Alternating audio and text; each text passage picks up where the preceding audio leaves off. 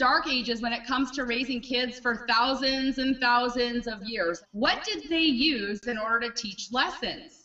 It was always corporal punishment. People were beat. People were humiliated. Children were made to wear dunce caps in their classroom. So I want to explain just a little bit about the history of parenting so we can understand how we got here. And I'm going to keep these sunglasses on until we come out of the dark ages. Right now, we're in the dark ages. We believe what St. Augustine said in the 4th century, which was the understanding of the biblical phrase that all children are born sinners. And the reason why St. Augustine believed this, and the reason why a lot of religious people believe this, is because temper tantruming from children is anger. It's negative energy. It's not godly.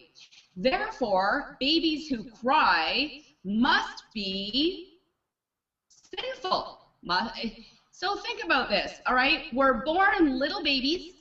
We cry as the only form of communication. That's the only way that a baby can survive. They need to learn how to speak. So when a newborn baby is crying, I'm hungry, that's a form of communication. But I do agree that if we encourage and we don't discipline our children as they grow older and they're temper tantruming at 5 and at 7 and at 8 and at 12 and at 15 and sometimes at the age of 40 they're continuing to temper tantrum, that's correct, that would not be godly. But is that actually sinful? Right? So let's look at where these ideas come from, and they come from religion. Now, I love God. I am all over God. I'll praise God all day long. But when it comes to organized religion and beliefs, sometimes they're still in the dark ages, all right? So as we move forward through history, around the late 1800s, you know, the Industrial Revolution came on. The education system started. Kids started beginning to go through the school system. Remember the dunce cap, holding logs on their back every time they acted out in school and that kind of thing. So this has been going on for forever. And in the year 1850, a student was actually beat so badly in his classroom that he was killed. And they began to look at some things when it comes to disciplining children at that point in time. Now, in the 1920s, if you were to kiss or coddle your baby in any way, you are considered to be a bad parent. It is so different from today's world, isn't it? And it was only less than 100 years ago. You kissed and coddled your baby, you're a bad parent because you were going to raise wimpy children. Now, we move forward to 1946, where Dr. Spock launches his book, Baby and Childcare. And in Dr. Spock's book, he says that children, they have emotional needs, and you need to kiss and coddle and respond to their every whim. And when they act out, we don't need to beat them. We can use naughty time, timeouts, naughty time, naughty mats. It was still very punishment oriented.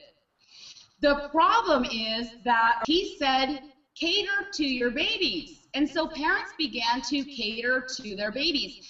Fast forward 9 years, the term terrible twos is coined. It was not coined until the middle of the 1950s, and it directly correlates to this positive parenting so-called methods. Respond to your kids' every need, use positive discipline, give them everything they want, then take something away when they do something that's wrong. All right, so now my mom was raised that way. Well, my mom was born in 1955, and there was still a lot of corporal punishment in her childhood. But definitely by the time the 1970s came, she raised me. She didn't beat me, you see, because beating was negative. So she didn't beat me. They knew 30 years almost, Dr. Spock's book was out teaching positive discipline. So my mom's version of positive discipline was to yell at me a lot, embarrass me in front of my friends, put me down for almost everything that I did. Nothing I did was ever good enough. Now, I know that she wanted the best for me, but at the same time, nothing was ever good enough. So I grew up with these self-limiting beliefs, which leads me to kind of meeting Tom and finding out the difference. When I became a mom, probably like most of you watching this, when I became a mom, I decided that my kids weren't going to want for anything. I was going to give them an easy life, and I was going to be so amazingly cool and loving and caring and open that they wouldn't experience any type of rebellion at all.